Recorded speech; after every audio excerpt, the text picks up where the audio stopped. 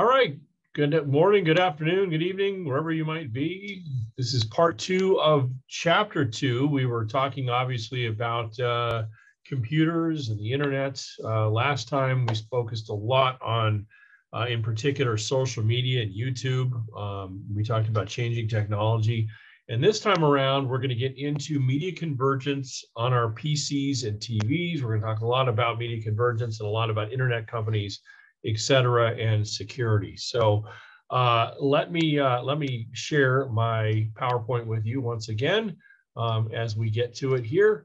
And today is all about media convergence on our PCs. All right. So one thing you have to remember with convergence, remember your personal computer, your phone, they all have a multiple function these days, right? But at one point, the telephone, created in the 1870s, radio created in the 1920s, television created in the 1940s and 50s, and then the personal computer obviously created, as recently as the 1970s, all had their own unique and distinct function, right? They were, you use the telephone to be on the phone, you use the radio, listen to radio, use the TV to watch television, of course, use the computer essentially at the very beginning, maybe to do simple math and maybe do some write some documents, etc. But now they've all converged, right?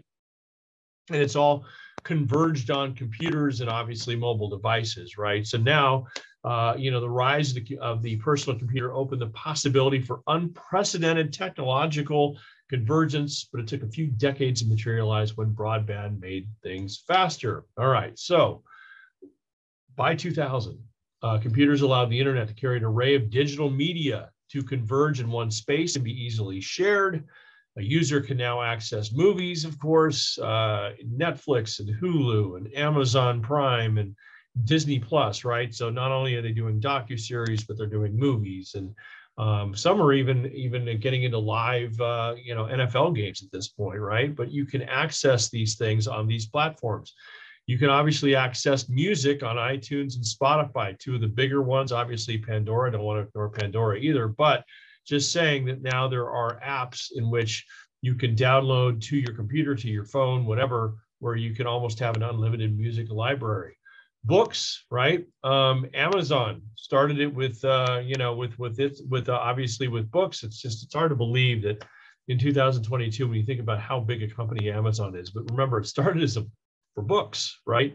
And of course, Google, right? Games, newspapers, magazines, media in general, right? All part of a convergence on computers now. And of course, iChat you can throw out the window. That's kind of old, but services such as Skype can replace telephones. You might use Skype, maybe use FaceTime on your phone, who knows? Anyway, that's all, part of the equation now. Media's converged on our televisions, right? Examples, internet-ready televisions, right? That was not a thing just maybe even 10 years ago or 12 years ago now. And of course, any TV you buy generally is internet-ready. In fact, some televisions like mine that I bought within the last 5 to 6, 7 years, are outdated, and I'm going to have to upgrade, right? Video game consoles such as Xbox, the Wii, the PlayStation 4, now PlayStation 5, right? They are, internet ready, right? And they are on your television. We'll talk more about that when we get to the video gaming here in chapter 3. Set-top boxes such as Apple TV, for those of my Apple TV users, maybe Google Chromecast, maybe you have Roku, right? One of these formats, right? They are functioning now. And YouTube, by the way, YouTube has its own, TV service now.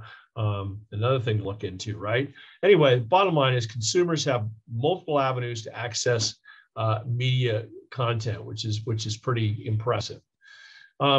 As for mobile devices, the good old cell phone here. Remember in part 1, I showed you actually a BlackBerry, or no, actually I think I showed you a flip phone, but my first actual smartphone was a BlackBerry. That was the first internet capable smartphone. Then Apple, of course, and this is what blows my mind. The iPhone's only been around since 2007. just basically 15 years. So a very recent invention. It has changed planet Earth for sure. No question about it. I always thought it was really interesting when I was in Europe. If, 4 years ago, I was wandering around the countryside over there, and you would be in these, you'd be in Paris, and you'd see you'd see iPhones all over the place.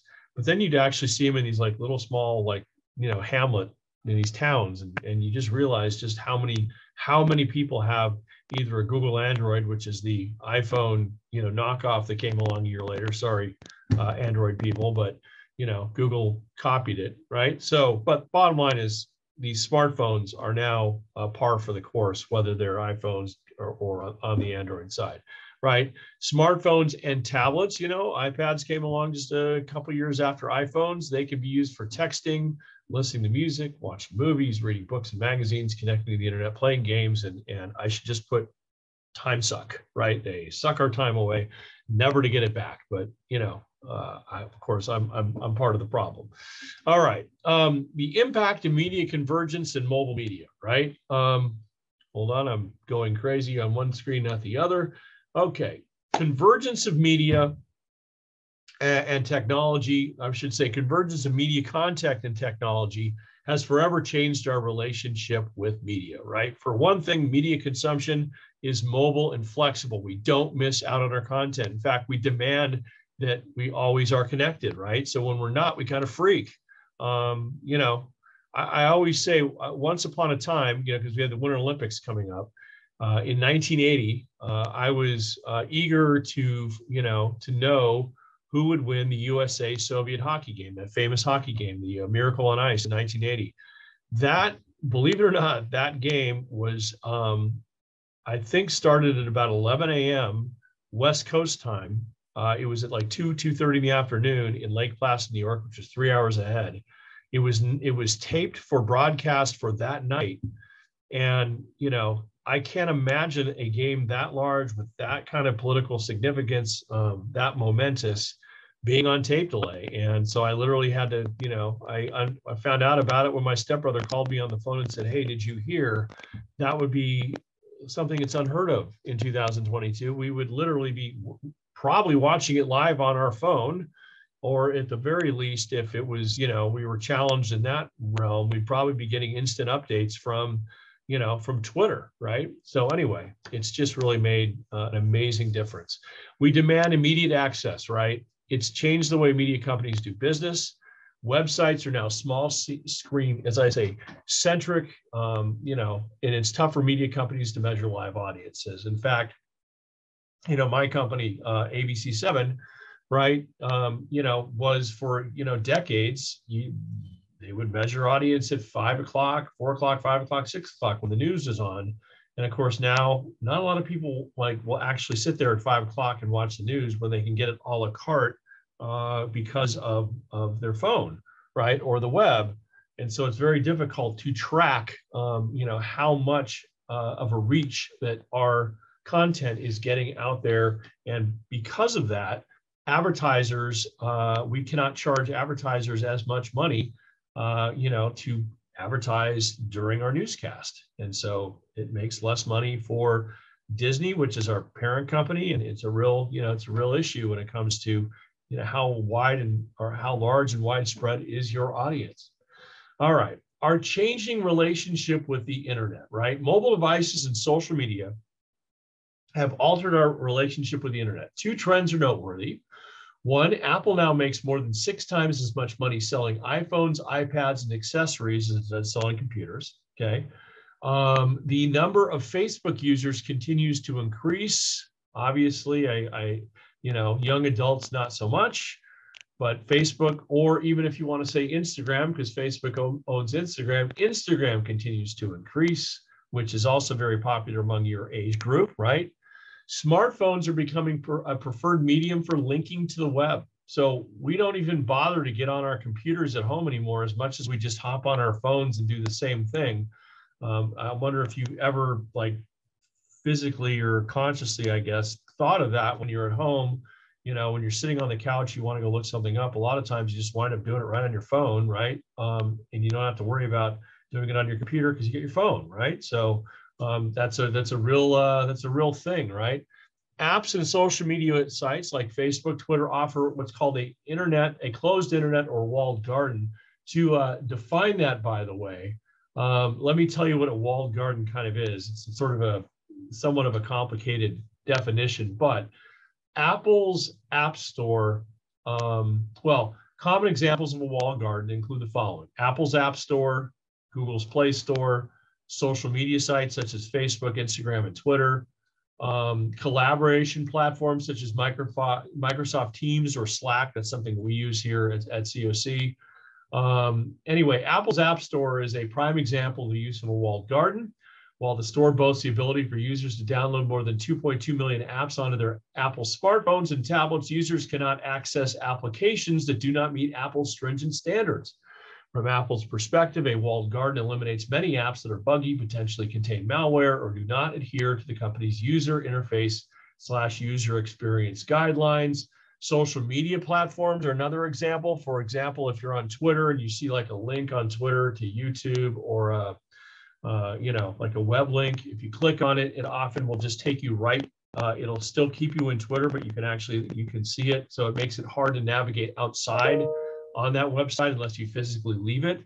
That's another walled garden. And of course, finally, online advertising and marketing platforms sometimes use a walled garden approach to help businesses target potential customers, usually across social media platforms.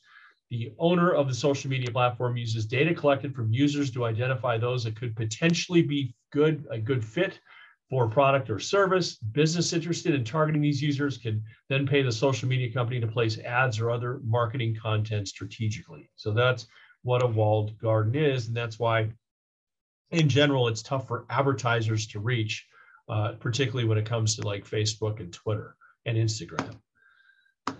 Okay, the changing economics of media and the internet. Apple has established the new media economics, right? So the digital turn in mass media has profoundly changed the economics since the advent of Napster in 1999, something we'll talk about, by the way, we get to, history of sound, which brought illegal file sharing to the music industry. Each media industry has struggled to rethink how to distribute content for the digital age. The content is still important. People still want quality news, television, movies, music, games, but they want it in digital format and for mobile devices. So Steve Jobs created iTunes in the early 2000s, a deal with the music industry to sell music for 99 cents, right? 99 cents per song. And you can see that a 30% cut of that 99 cents went to Apple, the rest back to the music company and artists. So it made obviously the artists a lot of money. It made the record labels a lot of money. It made Apple a tremendous amount of money. And it eventually put record stores out of business because of this business model. Amazon started with books, doing the same thing with publishers. It created Kindle, taking a cut for delivering the content. And of course, you know who Jeff Bezos is. He's probably the richest man on planet Earth, particularly since, in particular, the last 2 years, he's done very well because of COVID, because everybody's ordering everything online now and no one's going to stores to buy it in person. So Jeff Bezos, good to be Jeff. All right. One of the unique things about the internet, though, is that no one actually owns it. Okay. No one actually owns the internet. You have companies that are competing for control since the Telecommunications Act of 1996. This will come up again in radio, by the way. The Telecommunications Act of 1996 overhauled the nation's communications regulations. Most regional and long-distance phone companies and cable operators have competed against one another to provide connections to the internet, right? Companies dominate the web through search engines, software, social networking, and access to content. The idea is to amass users to become an audience for advertising, right? And companies have realized the potential of dominating internet business through search engines, software, et cetera, right? And when we talk about ownership, before we talk about the three issues that command attention, let me just mention real quick, and I'll come back to this, I promise. let me talk about who owns it, and then let's get back to the interest here, because these are all kind of out of order. So there were four companies that dominated the internet by the end of the 1990s. It was Yahoo, Microsoft, which was the software, Yahoo was the portal, AOL, which was the top internet service provider, and Google was considered the top search engine. Leading companies in today's basically converged world, I should say, include Microsoft, which transitioned from software to mobile devices. It introduced Surface in 2012. It moved Office software to mobile devices in 2014. You have Google, which initially was established in 1998 with an algorithmic search engine. And of course, it created Google Maps, Shopping, Chrome, bought YouTube, and of course is all over phones. You have Apple personal computers to iPods, iPads, and iPhones, and iCloud. Amazon sold books, now is the world's largest e-commerce store, including Whole Foods, and you can't go 2 seconds without seeing an Amazon truck driving on your street. And of course, Facebook, which is concentrating its primary interests on mobile phones. And of course, Facebook, as you know, owns Instagram and WhatsApp. It's absolutely a behemoth of a company. So those are leading companies in today's in today's world. Now, let me get back here. So ownership and control are connected to three issues that command attention. The first is security of personal and private information.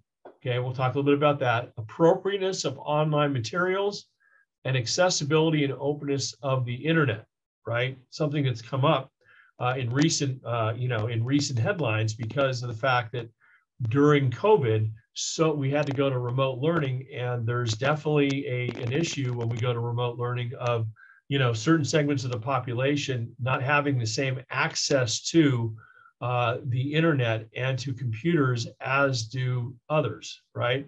So let's get down here, though, to targeted advertising and data mining, okay, because this relates to security. So in the early years, traditional display ads were placed on web pages, right? They were no more effective than newspaper magazine advertisements, and they weren't very profitable. So if you ever open up a newspaper, for example, or a magazine, I should say, and you see the picture, the ad, that's kind of what ads looked like on the internet in the very early stages, right? In the late 1990s, web advertising shifts to search engines and paid links. And, eventually, like, for example, Google would make money by literally, charging a company more money so that if you search, say, for example, pizza, that, Pete's Pizza would be the first to come up that you'd click on, because Pete's Pizza paid Google to actually put their search first, right? So that's definitely a part of targeted advertising, okay? But advertising is a part of social networking sites. It's a part of email, instant messaging. It's easy to track. Where you click, they can follow, right? Modern marketing relies on data mining, right? That we're just one big pile of data, right? So gathering users' locations and purchasing habits has been a boon for advertising. But these data collecting systems also function as consumer surveillance and data mining operations. The practice of data mining also raises the issue of internet security and privacy. Millions of people, despite knowing that transmitting personal information online can make them vulnerable to online fraud, have embraced the ease, I should say, of e-commerce. The buying and selling of products and services on the internet. What many people don't know is that their personal information may be used without their knowledge for commercial purposes, such as targeting advertising, right? So how comfortable do you feel anytime you order something over your phone, over the internet, over Amazon, over some kind of third-party, web page? Do you think that your material is being protected? And there's a story that comes out every, so often about, a big company getting hacked and personal information being spilled. And that's, of course, kind of scary, right? So anyway, whenever you use the internet, you give away personal information, right? So Government surveillance of online activity, I should say, is allowed by the Patriot Act, right? That came along basically in, right after 9/11, right? And in 2012, then there's identity theft, of course. 7% of Americans were victims of identity theft, totaling $24.7 billion in losses. Getting your information, God forbid, but you don't want your social security number being leaked out there because people can assume your identity. It's terrible, right? One form of identity is called phishing, right? The idea of phishing. Basically, well, here's a couple forms, right? So there's lots of different forms up here that we mentioned: cookies, spyware, opt-in, opt-out, right? So let me go back here because I kind of got ahead of myself. So one common method that commercial interests use to track the browsing habits. So how do they track you, right? How do you become somewhat vulnerable to this kind of information getting out, right? Well, cookies can be used to create marketing profiles of web users to target them for advertising, and many sites require you to accept cookies to gain access to site. Even more unethical is what's called spyware, information gathering software that's often secretly bundled with free downloaded software. So basically you download software, all of a sudden you see all these pop-up ads come up, which enable unauthorized parties to collect personal or account information, right? That's where you get this identity theft, right? And they can also plan a malicious click fraud program on a computer, which generates phony clicks on web ads that force an advertiser to pay for each click. It's very, very bad, right? You can opt in or opt out.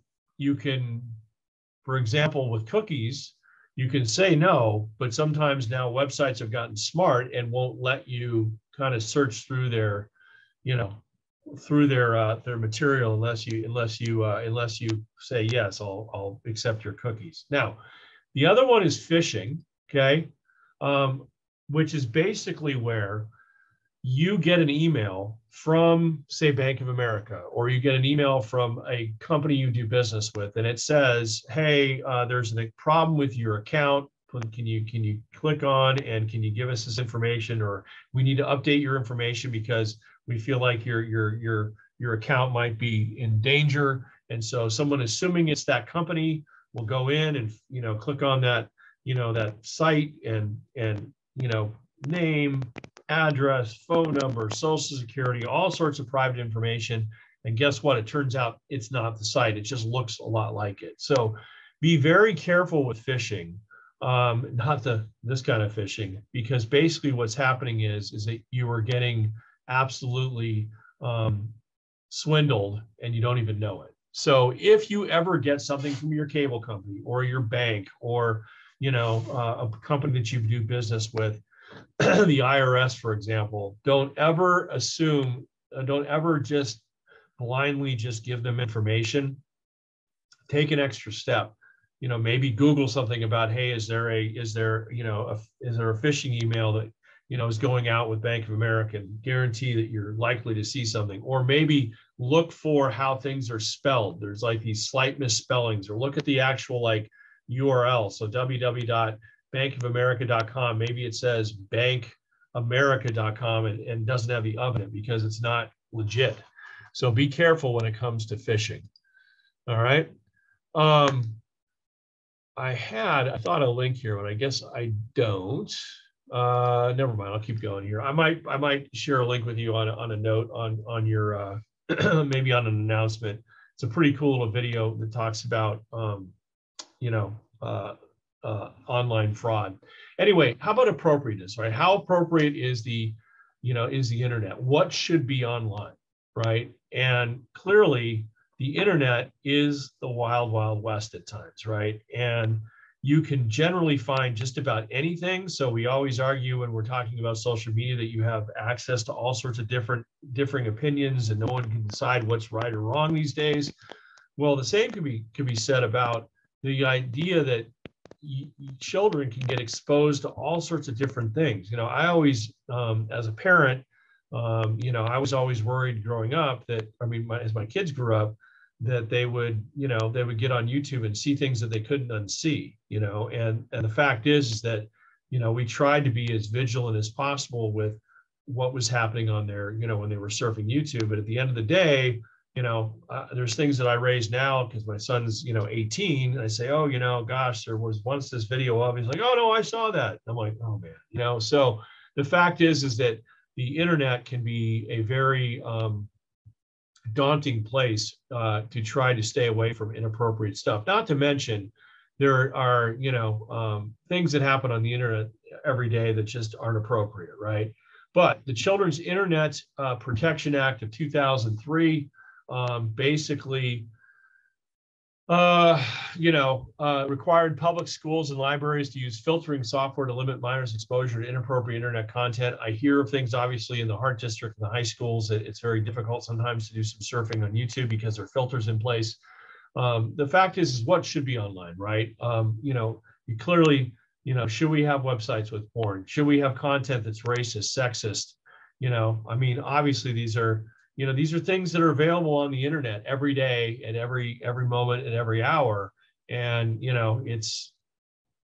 it's unfortunately, it's part of that ecosystem, and we don't, how do you control it, right? And I think that's always, hate speech, right? We always hear that with social media now, with Twitter. How much can Twitter control, and how arbitrary is it? And so that's literally a wormhole we could go down for 2 hours if we needed to. So, but there are many that want the web to be completely unregulated. Where do you stand? Think about that, because I think it will relate to what you see in the discussion topic as part of chapter 2, in the assignment that you may have hopefully have clicked on to see what what it's about. All right, couple other things here. We'll call it we'll land the plane here on chapter 2 officially, but digital divide refers to the growing contrast between the information haves and information have-nots. Okay, smartphones are helping to narrow the gap, but there's still a big gap in the United States and the rest of the world. Even here in the US, there's a big gap. And there are some governments that have permitted limited or zero access to the internet. So let me give you a couple examples. One is, again, think about COVID-19, think about remote learning. Have you had a challenge, particularly when you were trying to do Zoom, for example, you were doing an online live class, or a class with Zoom on it? Were you one of those students that had to share, for example, share your house with a bunch of other people, but other sisters and brothers that were in school at the same time? Was your internet slow? Did you only have one computer in the family, maybe two? What was that like? I've heard horror stories of over the last 2 years of people who've been trying to continue their education and have just had challenges because of just that, which that falls into the digital divide, right? But it's more than that. It's also, outside of the US, we're very blessed. And let me show you some numbers here. And you can look at these again on your PowerPoint.